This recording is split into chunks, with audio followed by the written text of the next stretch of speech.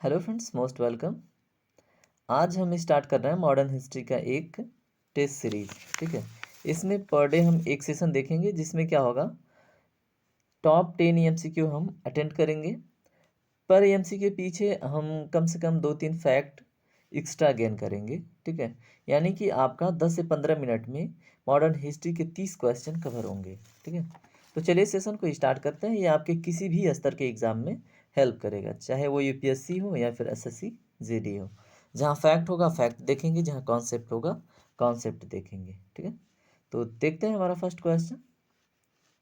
British राज के विरुद्ध आंदोलन के लिए नौजवान भारत सभा की स्थापना किसने की? ऑप्शन है चंद्रशेखर आजाद, सूर्य सेन, भगत सिंह, विनायक दामोदर सावरकर। तो बताइए इसमें से कौन सा ऑप्शन सही है?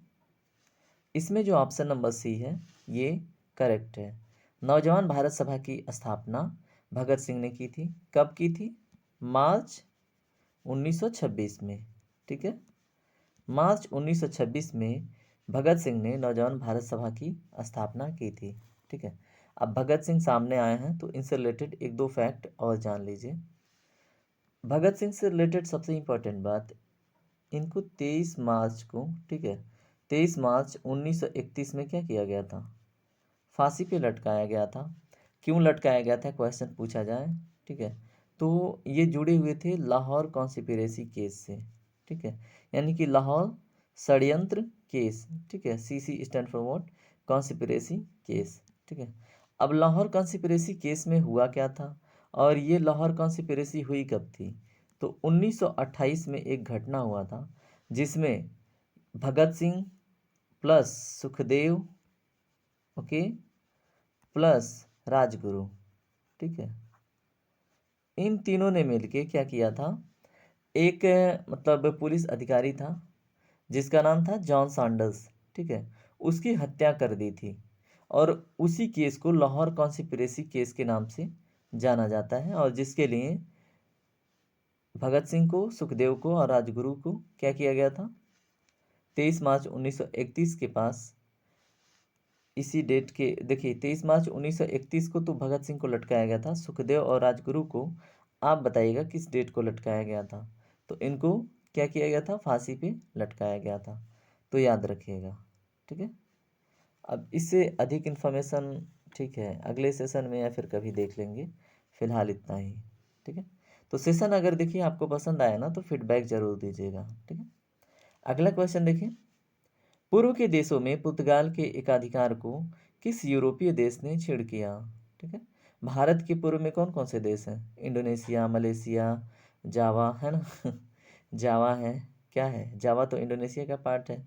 फिर आपका जो भी है ना, थाईलैंड वगैरह। तो इधर ना कि अदर यूरोपियंस आके क्या कर रहे थे, अपना ट्रेड वगैरह विस्तार कर रहे थे। तो बताइए उनको छेड़ किसने किया? France, Netherlands, Britain, Sweden. इसमें राइट आंसर क्या है? ऑप्शन नंबर बी, यानी कि नीदरलैंड। नीदरलैंड डच को, ठीक है, जो डच थे वो कहाँ से बिलोंग करते थे? वर्तमान नीदरलैंड से। ठीक है, और डच स्पेशली किस में इंटरेस्टेड थे? ये टेक्सटाइल और जो मसाले थे, ठीक है, टेक्सटाइल्स और किस में इंटरेस्टेड थे बताइए? स्पाइसेस में। ठीक है, इनके ट्रेड में ये इंटरेस्टेड थे। इनको कोई मतलब अपना वर्चस्व और फिर अपना कोई यहाँ पे इम्पीरियलिज्म वाला कॉन्सेप्ट नहीं था इनके लिए। ठीक है, और यहाँ पे घर बसाने नहीं आए थे, ये सिर्फ इनमें इंटरेस्टेड थे। ठीक है, और ये लोग क्या किए थे, जो पूर्व के देश हैं, भारत से पूर्व में जो देश हैं वहाँ पे पुर्तगीज़ के जो मोनोपोली थी ट्रेड में, उसको क्या किया था? छेड़ किया था। ठीक है, अब देखिए ये क्वेश्चन आया आपके सामने। ठीक है, तो एक चीज़ इंपॉर्टेंट हो जाता है। अच्छा, यहाँ पे एक चीज़ और याद रखिए कि इन्होंने सूरत और बंगाल में, ठीक है, क्या किया था? अपनी प्रेजेंस इस्टेब्लिश करी थी। किसने? मतलब नीदरलैंड ने, यानी कि डचों ने। तो कब? 1616 और फिर कितना, 1627। 1616 और 1627। ठीक है, कहाँ पे?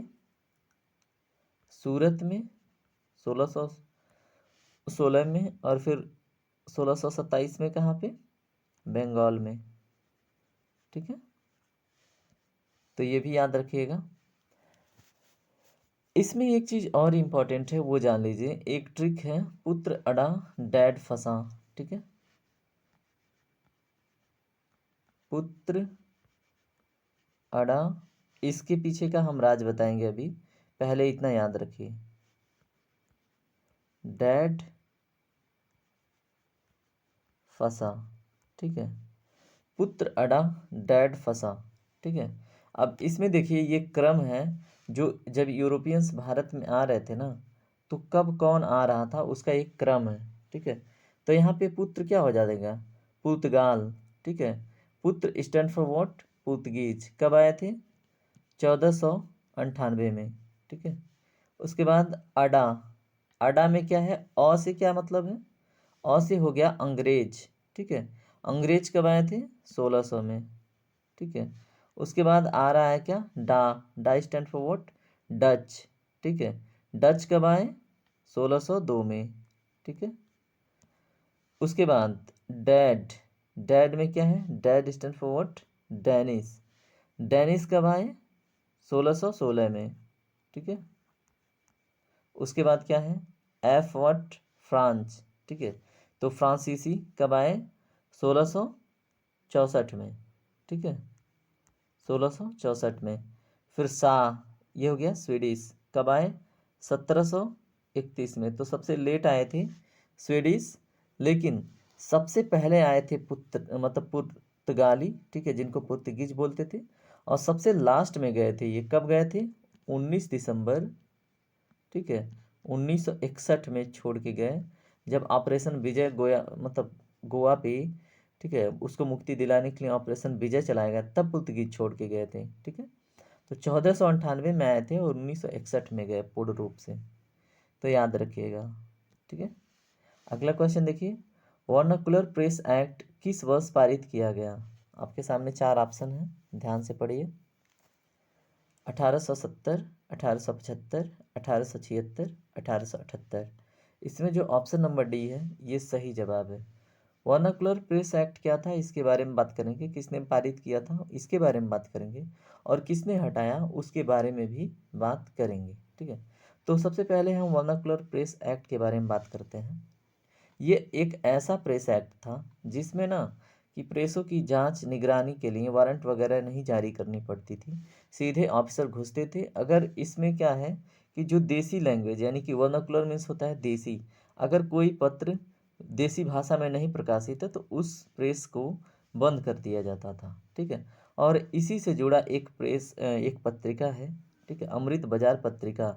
ये पहले वर्नाकुलर प्रेस में थी, ठीक है, वर्नाकुलर लैंग्वेज में अमृत बाजार पत्रिका, ठीक है, पहले देसी भाषा में पब्लिश होती थी। 1878 के एक दिन पहले तक है ना, 1878 में जो डेट था, जहाँ जब से मतलब वर्नाकुलर प्रेस एक्ट लागू हुआ, तो उसके जस्ट रातों रात अमृत बाजार पत्रिका इंग्लिश में ट्रांसलेट हो गई, ठीक है, इंग्लिश में पब्लिश होना स्टार्ट हो गई। तो ये इम्पॉर्टेंट हो जाता है इस प्रेस एक्ट से रिलेटेड। उसके बाद अगर हम बात करें वर्नाकुलर प्रेस एक्ट में, इसको और भी एक एक्ट के नाम से जानते हैं, जिस जो क्या है, गैंगिंग एक्ट। क्या है, गैंगिंग एक्ट, ठीक है। तो वर्नाकुलर प्रेस एक्ट को एक और नाम से जानते हैं जो है गैंगिंग एक्ट, ठीक है। अब इसके बाद यहाँ पे देखिए, ये किसे, अमृत बाजार पत्रिका किससे जुड़ी पत्रिका है, किसने मतलब इसको प्रकाशित किया था, बताइएगा। तो इसका कमेंट सेक्शन में आप जवाब दीजिएगा। वैसे मैं आपको हिंट देता हूँ, सूर्य उनके नाम में जुड़ा हुआ है, ठीक है। चलिए, इसमें एक चीज़ और याद रखिए, इसको वर्नाकुलर प्रेस एक्ट को लगाने वाले व्यक्ति का नाम था रिपन, ठीक है, सॉरी, रिपन ने तो इसको हटाया था, लिप्टन।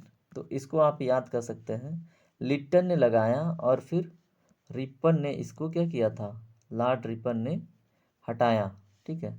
इसने लगाया और इसने हटाया, खारिज किया, ठीक है। तो लिप्टन ने लगाया कब, 1878 में। और इसको रिपन ने कब हटाया, बताइए। लॉर्ड रिपन ने इसको कब हटाया, 1882 में, ठीक है, 1882 में। दोनों डेट इंपॉर्टेंट है और एग्ज़ाम में कई बार पूछ चुका है और पूछ भी सकता है, तो इसलिए याद रखिएगा, ठीक है। अब इनके बारे में और भी डिटेल क्या ही, ठीक है, अभी छोटा सीरीज है तो इसको ऐसे ही एंजॉय कीजिए। अगला क्वेश्चन देखिए, बॉम्बे के अखबार में न्यू लैम्प्स फॉर ओल्ड नामक लेख किस अतिवादी ने लिखा था? बताइए। बाल गंगाधर तिलक, अरबिंदो घोष, बिपिन चंद्रपाल, लाला लाजपत राय। तो इसका सही जवाब क्या है? इसका सही जवाब है ऑप्शन नंबर बी, यानी कि अरबिंदो घोष। ठीक है, अब अरबिंदो घोष सामने आया तो इनके बारे में थोड़ा सा जान लीजिए, अरबिंदो घोष के बारे में। और न्यू लैम्प्स फॉर ओल्ड जो नामक लेख था, इसमें एक चीज़ था, पैसिव रेजिस्टेंस थियरी। ठीक है, पैसिव रेजिस्टेंस थियरी। ठीक है, पैसिव रेजिस्टेंस थियरी, इसमें क्या होता था, मतलब उसका जो सार था, जो भी एक मतलब थियरी थी स्पेशली, वो यही थी। ठीक है, अब इसमें एक चीज़ और मतलब याद रखिएगा, अरबिंदो घोष की एक और रचना है न्यू लैम्प्स फॉर ओल्ड के बावजूद भी, ये है सावित्री। सावित्री।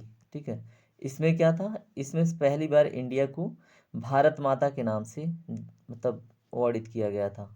ठीक है, तो भारत माता कहने वाले इंडिया को कौन थे? अरबिंदो घोष, याद रखिएगा। ठीक है, तो ठीक है, आई होप कि ये इंपॉर्टेंट टॉपिक कवर हो गया। एक चीज़ थोड़ा सा और याद रखिएगा इनके बारे में। ठीक है, अरबिंदो घोष के बारे में, वो क्या है, यह इनको एक नाम से जाना जाता था, फादर ऑफ इंडियन एक्सट्रीमिज्म के नाम से। ठीक है, जो अतिवादी के पितामह हैं। ठीक है, जो उस समय अतिवाद था। ठीक है, जो यहाँ पे लिखा हुआ है एक्सट्रीमिस्ट को अतिवादी। ठीक है, तो ये उसके फादर कहलाते हैं। तो फादर ऑफ इंडियन एक्सट्रीमिज्म अगर पूछे तो अरबिंदो घोष को याद रखिएगा। ठीक है, और इनको अलीपुर कॉन्स्पिरेसी केस में भी मतलब ये जुड़े हुए थे। किससे, कौन से केस में? Alipur conspiracy case. अब आप बताइएगा, अलीपुर कॉन्स्पिरेसी केस जो 1902 वाला था, वो उसमें मैटर क्या था? ठीक है, तो मैटर आप कमेंट सेक्शन में ज़रूर बताइएगा। ठीक है, चलिए, देखिए इस केस में फंसने के बावजूद भी इनको निकाल लिया गया था, मतलब सी आर दास ने इनकी बहुत अच्छी वकालत करी थी, ये भी इम्पोर्टेंट है। चलिए अगला क्वेश्चन देखिए, मणिपुर की बात हो रही है। मणिपुर में 1817 से 1826 के काल को चाई तारेत खुनताकपा कहा जाता है। ठीक है, ये यूपीएससी लेवल का क्वेश्चन है, तो याद रखिएगा 1817 से 1826 के काल को मणिपुर में चाई तारेत खुनताकपा कहा जाता है। इस समय काल में मणिपुर में 7 वर्षों तक काफ़ी तबाही हुई। इस संदर्भ में आपको इन बिंदुओं का अवलोकन करना है। इस दौरान असम और मणिपुर का नियंत्रण बर्मा के हाथों में था, पहला। दूसरा, चाई तारेत खुनतकपा यांदाबू की संधि, ठीक है, 1926 के अबाउट आई थिंक था। ठीक है, कि संधि के साथ समाप्त हुआ 1826 या फिर 1926, बताइएगा आप कमेंट सेक्शन में। थोड़ा सा यांदाबू की ट्रीटी मुझे एग्जैक्टली रिकॉल नहीं कर पा रहा हूँ। ठीक है, लेकिन 26 तो है लास्ट में। तो बताइए इनमें से कौन सा कथन सही है?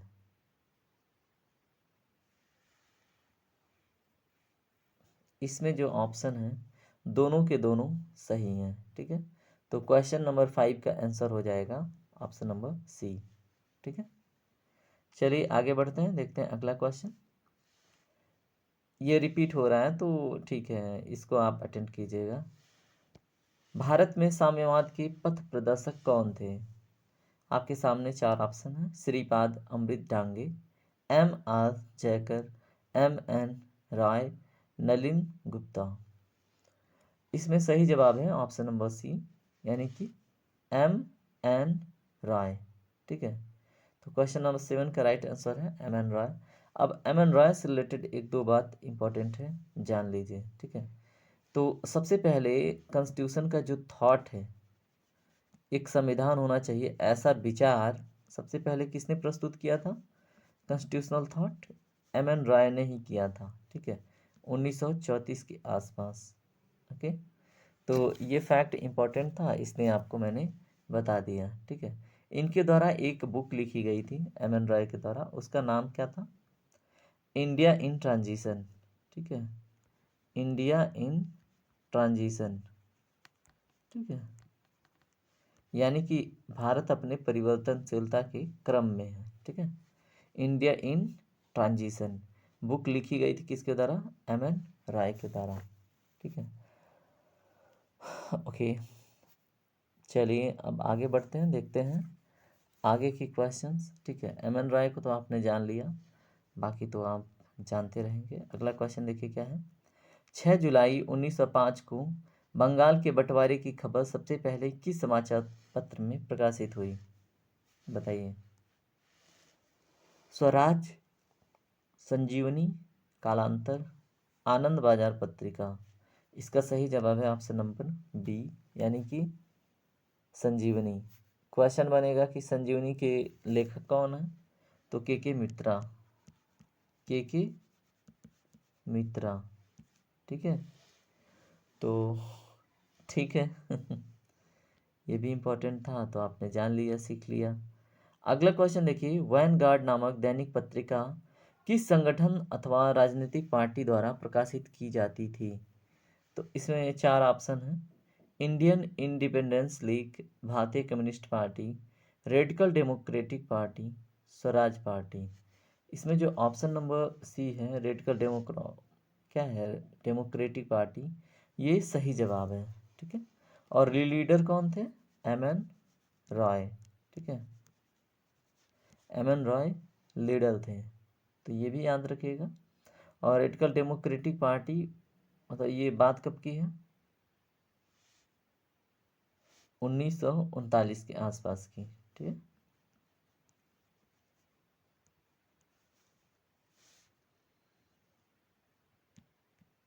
इस सेशन का अगला क्वेश्चन और लास्ट क्वेश्चन देखते हैं। भारत में किस एक्ट के तहत सिविल सेवाएं शुरू की गई? Charter act 1813, charter act 1833, charter act 1853, charter act 1793। इसमें जो ऑप्शन नंबर सी है, राइट आंसर है चार्टर एक्ट 1853, ठीक है। तो याद रखिएगा। और इसमें देखिए क्वेश्चन पूछा जाता है, सिविल सेवा के जनक कौन थे, ठीक है। तो वो ये क्वेश्चन मार्क है, असाइनमेंट, ठीक है। उसके बाद आप बताइएगा एचिसन कमीशन, ठीक है, एचिसन कमीशन, हंटर कमीशन और ली कमीशन, इन तीनों में डिफरेंस बताइएगा। ये भी आपके लिए असाइनमेंट है, ठीक है। तो आज का सेशन यहीं पे कंप्लीट होता है, आपकी रिस्पॉन्सिबिलिटी है ये सब, ठीक है। तो इसको निभाइएगा। चलिए, ख्याल रखिए अपना। टेक केयर, बाय बाय, आपका दिन शुभ हो।